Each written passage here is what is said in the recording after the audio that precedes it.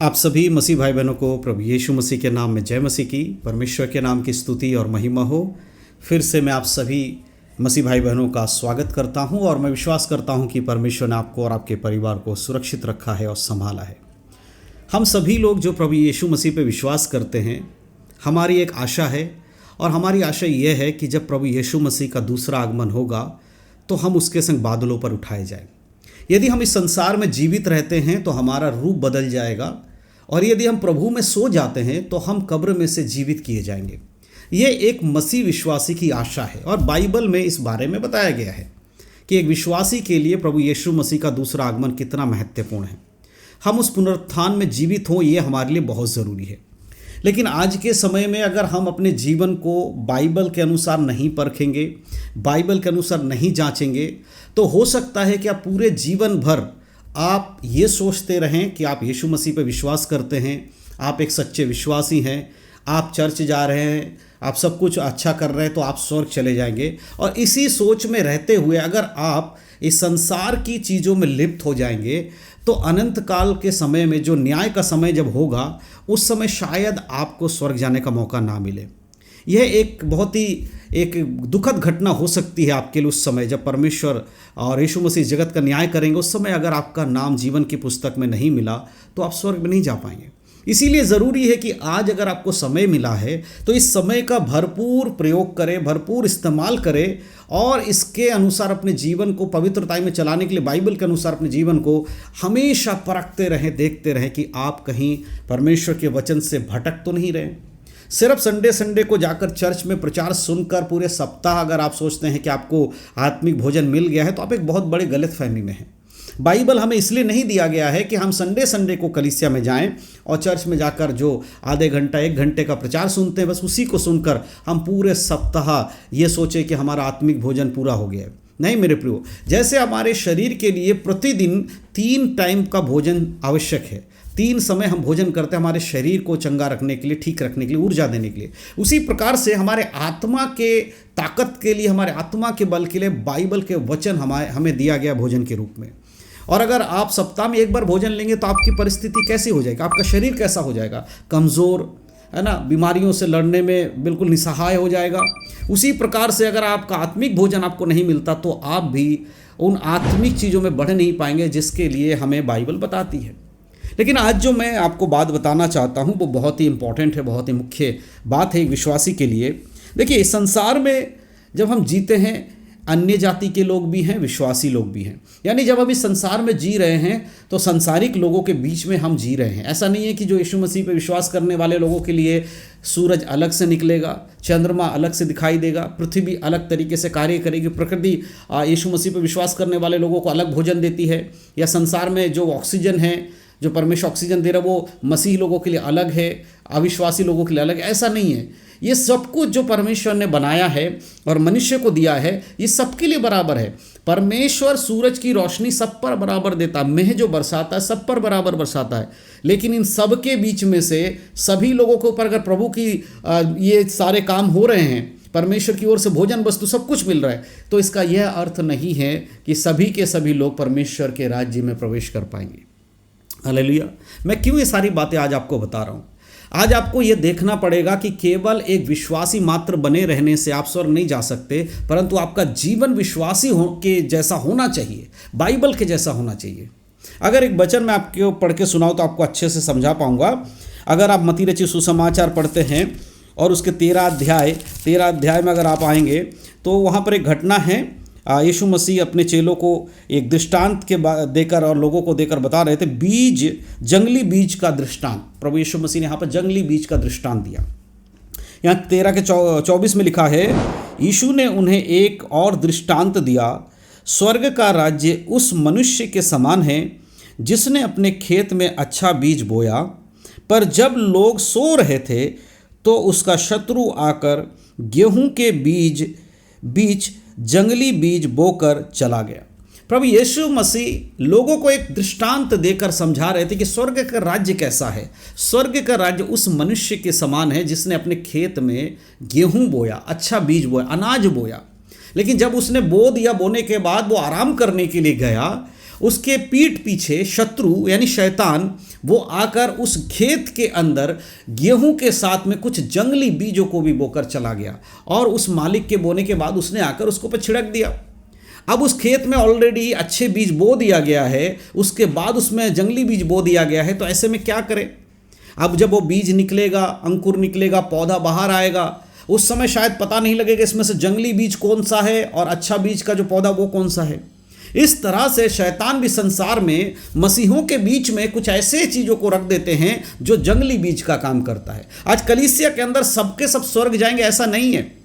आज बहुत सारे लोगों का ये सवाल रहता है कि मैं तो प्रभु में इतना विश्वास करता हूँ, मैं तो एक प्रार्थना करने वाला व्यक्ति हूँ, मेरा जीवन बाइबल के अनुसार है, मैं सब कुछ वही करता हूँ जो परमेश्वर कहते हैं, लेकिन फिर भी मेरे जीवन में इतनी परेशानी है, मेरे जीवन में इतना दुख है, दर्द है, मुझे परमेश्वर मुझ पर दया क्यों नहीं करते? बाकी जो लोग मेरे साथ के हैं, मेरे कलीसिया के हैं या मेरे मित्र लोग हैं, उनके जीवन में परमेश्वर सब कुछ आशीषित करता है, उनके सब बढ़िया है, कुछ भी दिक्कत नहीं है, धन संपत्ति से संपूर्ण कर देता है, बीमारियों से चंगाई देता है, मेरे साथ ऐसा क्यों नहीं है? मेरे प्रियो, एक बात मैं आपको बताना चाहता हूं। जब जंगली बीज की बात हो रही है तो प्रभु यीशु मसीह ने कहा कि अच्छे बीज के साथ शत्रु ने आकर जंगली बीज भी बो दिया। लेकिन क्या इसमें एक चीज आपको समझना पड़ेगा। अगर आप इस प्रकार देखेंगे, 27 आयत अगर आप पढ़ेंगे तो लिखा है, इस पर गृहस्थ के दासों ने आकर उससे कहा, हे स्वामी, क्या तूने अपने खेत में अच्छा बीज ना बोया था? फिर जंगली दाने के पौधे उसमें कहाँ से आए? जब नौकरों को पता चला कि जब खेत में से पौधे बाहर आए, उनकी बालियां निकलने का समय आया, तो उसके पत्तों से पता चल गया, फलों से पता चल गया कि ये जंगली बीज है, ये वो बीज नहीं है जो मेरे मालिक ने बोया था।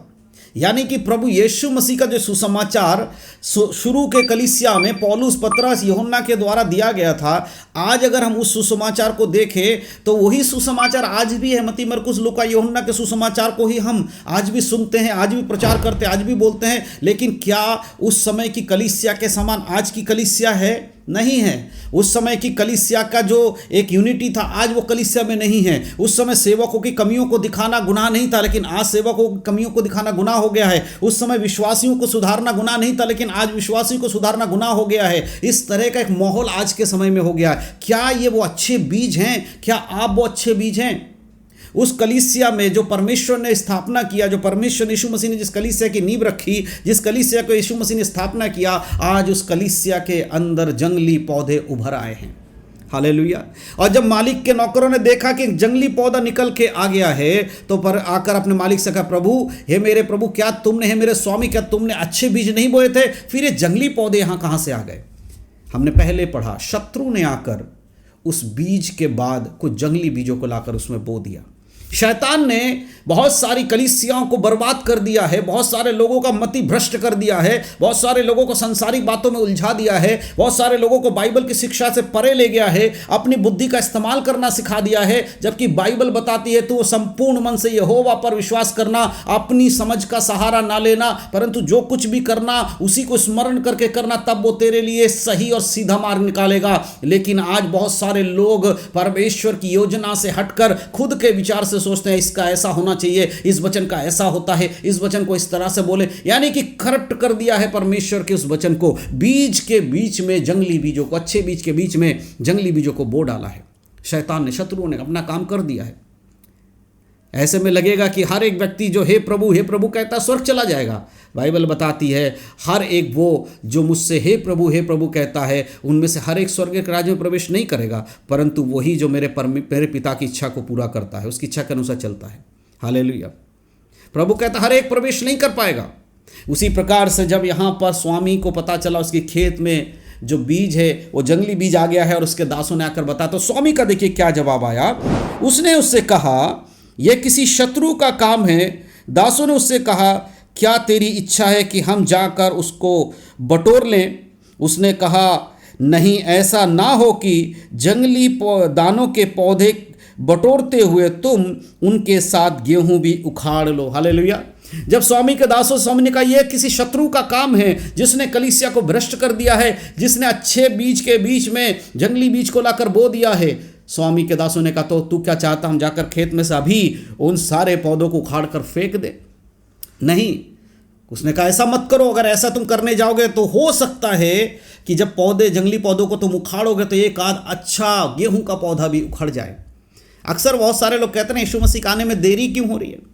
बहुत सारे कहते 2000 साल हो गए अभी तक यीशु मसीह नहीं आए, क्या कारण है? यही कारण है, प्रभु नहीं चाहता कि कोई भी पौधा, जंगली पौधे को उखाड़ दे, कहीं ऐसा ना हो कि अच्छा पौधा भी उखड़ जाए। मन फिराने का अवसर परमेश्वर आज दे रहे। परमेश्वर जानते ही वो जंगली पौधा हो सकता है अपना मन फिरा ले, हो सकता है पश्चाताप कर ले और वो गेहूं के समान हो जाए, उसका फल गेहूं के जैसा आने लगे। वो अब जंगली नहीं रहेगा, वो मेरी बातों को मानेगा, अपने जीवन से पाप को दूर करेगा, पश्चाताप करेगा, क्षमा मांगेगा और वो जंगली पौधे से अब वो गेहूं का पौधा बन जाएगा। मैं उसे गेहूं का पौधा कर दूंगा अगर वो मन फिरा लेता है तो। इसीलिए प्रभु अभी देरी कर रहे हैं। लेकिन जो व्यक्ति जंगली का जंगली ही रहेगा, जो पौधा बदलेगा नहीं, जिस पौधे में बदलावट नहीं आएगी, जिसके फलों में परिवर्तन नहीं होगा, उसके साथ क्या होगा? अगर आप देखते हैं 30 आयत पढ़ते, लिखा है, कटनी तक दोनों को साथ रहने दो और कटनी के समय मैं काटने वाले से कहूँगा कि पहले जंगली दाने के पौधे को बटोरे जलाने के लिए उनको इकट्ठा कर लो और गेहूं को मेरे खत्ते में इकट्ठा करो। हालेलुया। स्वामी कह रहा है चिंता मत करो, जब कटनी का समय आएगा, काटने का समय आएगा, तब मैं काटने वालों से कहूँगा सबसे पहले जाकर क्या करो, पहले जंगली दाने के पौधे बटोर कर जलाने के लिए इकट्ठा करो। हालेलुया। उनके गट्ठे बांध लो, उन्हें इकट्ठा करो, उनके गट्ठे बांध लो और गेहूं को मेरे खत्ते में ले आओ। अभी परमेश्वर समय दे रहा है।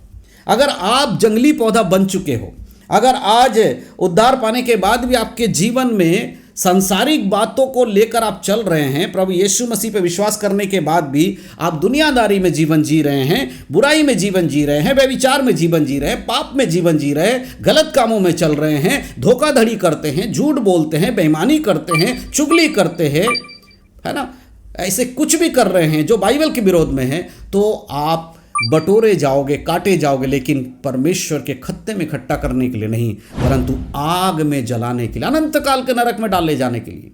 इसीलिए जंगली बीज के समान आपको नहीं बनना है। आज संसार में जंगली बीज बहुत है, उनको देखकर मत कुड़कुड़ाइए, मत जलिए। एक समय नियुक्त किया गया, अगर आप सच्चे हैं, अगर आप वचन के अनुसार चलते हैं, तो प्रभु का एक समय है। उस समय पर परमेश्वर अपने स्वर्गदूतों को यह आज्ञा देगा कि जगत के छोर तक, जगत के कोने कोने में जाकर जो विश्वास करने वाले लोग हैं उनको इकट्ठा कर लो, जो भेड़ हैं उनको मेरी दाहिनी ओर और जो बकरियां हैं उनको मेरी बाईं ओर इकट्ठा करो। बाइबल में लिखा है परमेश्वर न्याय के समय क्या करेगा, भेड़ और बकरियों को अलग अलग करेगा। यहां पर भेड़ और किसी और जानवर की बात नहीं कही गई, बकरी की बात कही गई है, क्योंकि इन दोनों का खुराक एक जैसा है, इन दोनों का चाल चलन एक जैसा है, इन दोनों के जीवन में जो हम देखते हैं वो सब सिमिलर जैसा लगता है। लेकिन इन दोनों में एक बहुत बड़ा फर्क है कि बकरियां कभी चरवाहे की बातों को नहीं मानती हैं, लेकिन भेड़ें अपने चरवाहे को जानती हैं और उसकी आवाज को पहचानती हैं। हालेलुया। बकरी बनकर रहना चाहते हैं तो आप बकरी बनकर रहिए। आपको लगेगा मैं तो कलीसिया जा रहा हूं, मैं तो प्रार्थना कर रहा हूं, मैं तो बाइबल पढ़ रहा हूं, मैं तो अपने आप को विश्वासी कहता हूं, मेरे साथ लोग उठते बैठते हैं, मेरा बहुत बड़ा कलीसिया है, मेरे विश्वासी लोग ज़्यादा हैं, मेरे पास्टर अच्छे हैं, ये सब सोचकर आपको लगता है कि आप एक भेड़ हैं। लेकिन सही मायने में न्याय सिंहासन के सामने प्रूफ होगा कि आप भेड़ के कैटेगरी में आते हैं या बकरियों की कैटेगरी में आते हैं। हालेलुया। अपने चाल चलन को जरा गौर से देखिएगा, अपने चाल चलन को जरा समझिएगा। प्रभु यीशु मसीह आज हमें इन बातों के द्वारा समझा रहे हैं कि जंगली पौधे को परमेश्वर उखाड़ देगा। हालेलुया। कलीसिया में हो, आपके जीवन में हो, उसको उखाड़ दिया जाएगा। आज अगर आपने मन फिराया, आज अगर इन वचनों को सुनकर आपको लगता है कि हाँ शायद मेरे जीवन में जंगलीपन आ गया है, मेरे जीवन में परमेश्वर के वचन के विरोध में शत्रु ने मेरे हृदय में जो वचन बोया गया था, उस हृदय के वचन में जंगली बीज भी आ गया है, उस जंगली बीज को उखाड़ने का समय आ गया है, उसको उखाड़कर हटाने का समय आ गया है। मैं पहचान चुका हूं कि मेरे हृदय रूपी भूमि के अंदर जो परमेश्वर के दासों ने, जो परमेश्वर की आत्मा ने जो बीज बोया था, जो गेहूं बोया था, अब उस बीज के अंदर कुछ जंगली पौधे, कुछ जंगली बीज आकर उत्पन्न हो गए हैं। आज मुझे इस वचन से पता लगा है मुझे उखाड़ना है। अगर अभी आप उसको काट कर फेंक देते हैं तो आप एक अच्छे पौधे बन जाएंगे, आपका हृदय एक अच्छे पौधे का घर हो जाएगा। हालेलुया। मेरे प्रियो, ये वचन केवल अन्य जाति और विश्वासियों के बारे में नहीं, परंतु हमारे खुद के बारे में भी है। ये सिर्फ उनकी बातें नहीं कह रहा है कि जो यीशु पर विश्वास करते हैं और जगत में हैं उनकी बातें हो रही, परंतु ये हर विश्वासी के व्यक्तिगत जीवन को भी दिखा रहा है। अगर आपका जीवन भी जंगली पौधे के समान है तो आप भी उखाड़े जाओगे और इकट्ठे किए जाओगे, लेकिन परमेश्वर के राज्य के लिए नहीं, परंतु आग में डाले जाने के लिए। प्रभु का एक समय नियुक्त है, उस समय परमेश्वर सबका न्याय करेगा। आज अगर परमेश्वर आपको ये चेतावनी दे रहे हैं वचनों के द्वारा, तो इसको हल्के में मत लीजिए।